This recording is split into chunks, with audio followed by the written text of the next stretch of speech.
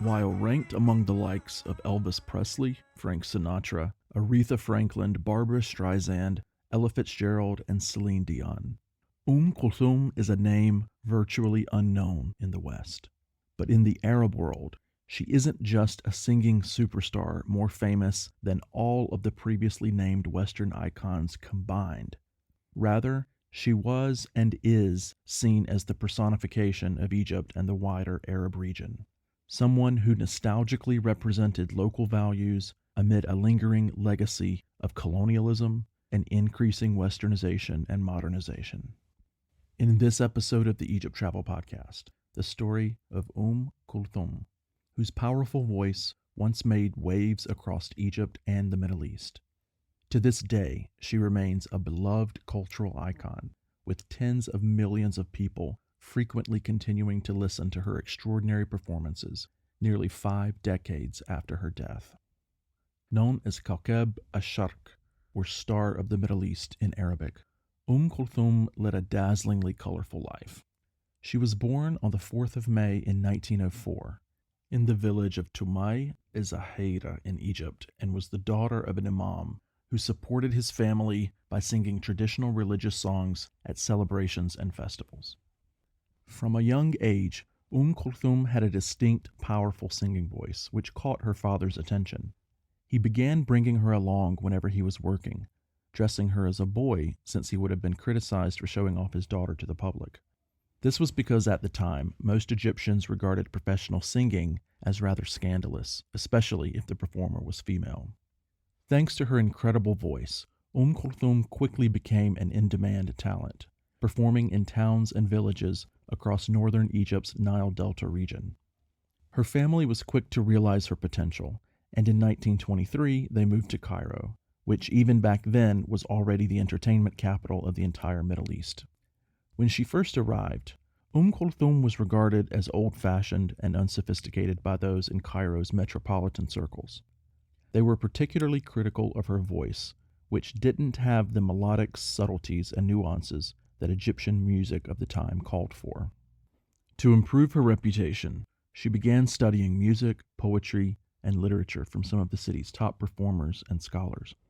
Her teachers included the renowned poet Ahmed Rami, who taught her literary Arabic. She also studied the wealthy women who invited her to their homes to perform, mimicking their behavior and mannerisms. Before long, she had made a name for herself in the homes and salons of Cairo's wealthiest residents. In the mid-1920s, she began making commercial recordings that sold by the thousands, with many listeners praising her powerful notes and unique performing style.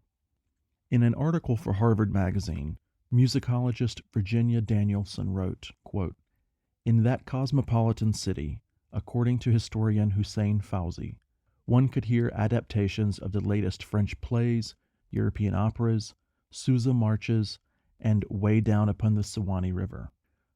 Kulthum confronted this international array with a cultivated Egyptian Arab style of song, informed by new sounds and instruments from the West, but essentially local. End quote.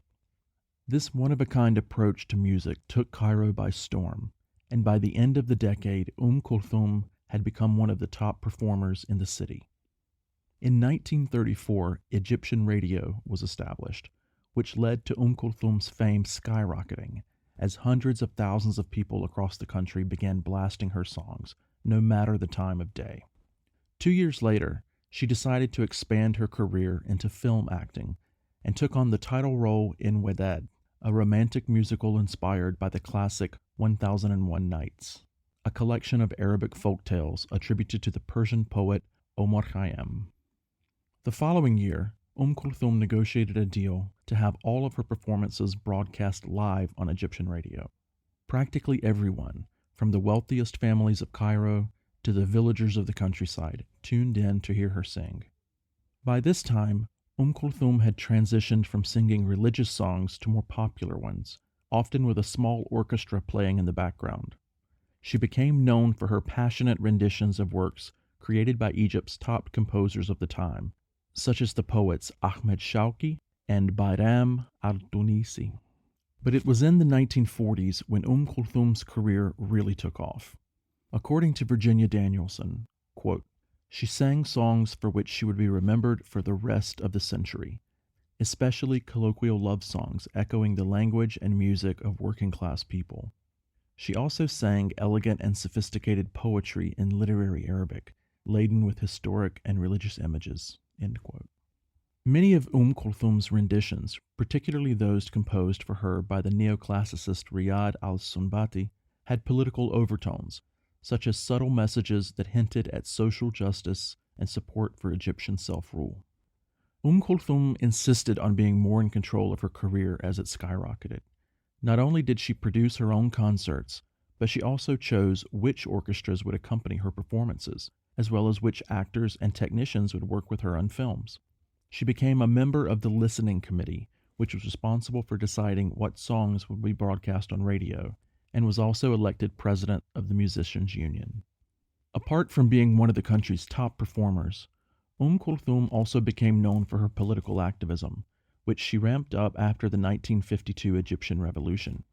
She began singing songs that called for Egyptian independence, such as Nasheed al-Gama, or the University Anthem, and Sa'elu Albi, or Ask My Heart, as well as those that supported President Gamal Abdel Nasser, who had helped overthrow the monarchy. Given that she herself had come from humble beginnings, Kulthum also used her fame and fortune to help her impoverished countrymen. After Egypt was defeated in the 1967 Six-Day War, she set off on a tour of the Arab world and donated its proceeds, which came to about $2 million, to the government.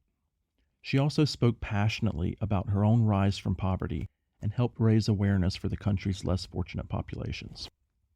For many, Kulthum was authentically Egyptian, which was a challenging feat in those times due to increasing westernization.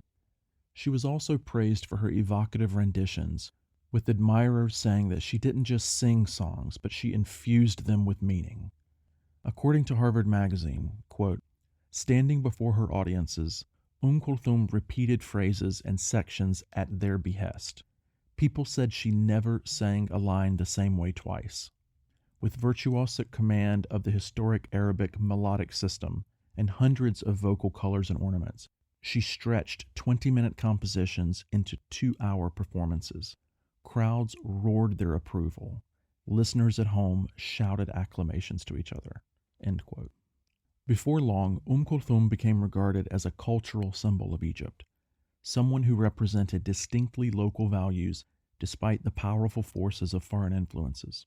She skillfully navigated the political turmoil of her time, coming out stronger, better, and even more famous and beloved.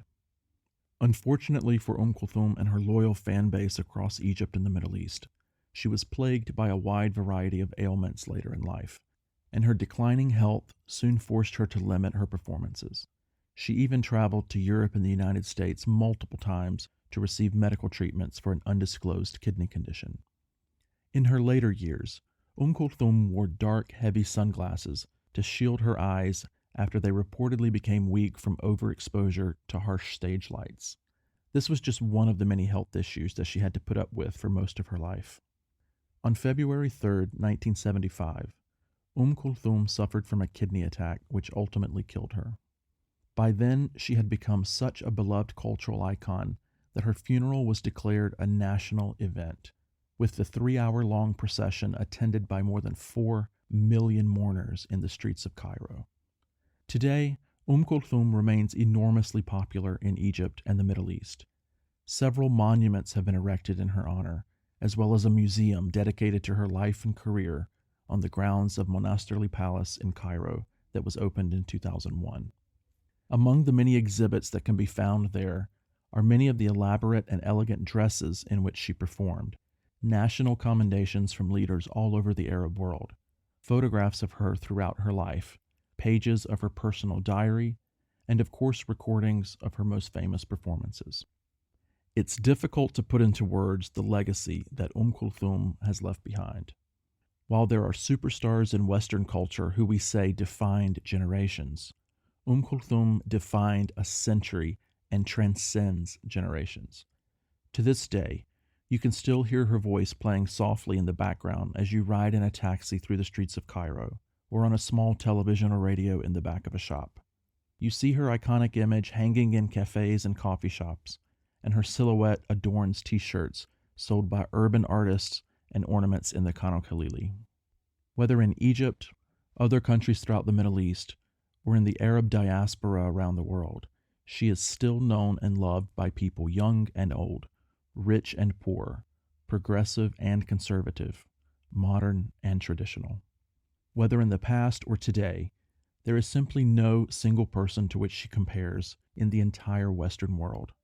Perhaps Virginia Danielson put it best when she wrote, quote, "Imagine a singer with the virtuosity of Joan Sutherland or Ella Fitzgerald, the public persona of Eleanor Roosevelt, and the audience of Elvis, and you have Kulthum, the most accomplished singer of her century in the Arab world."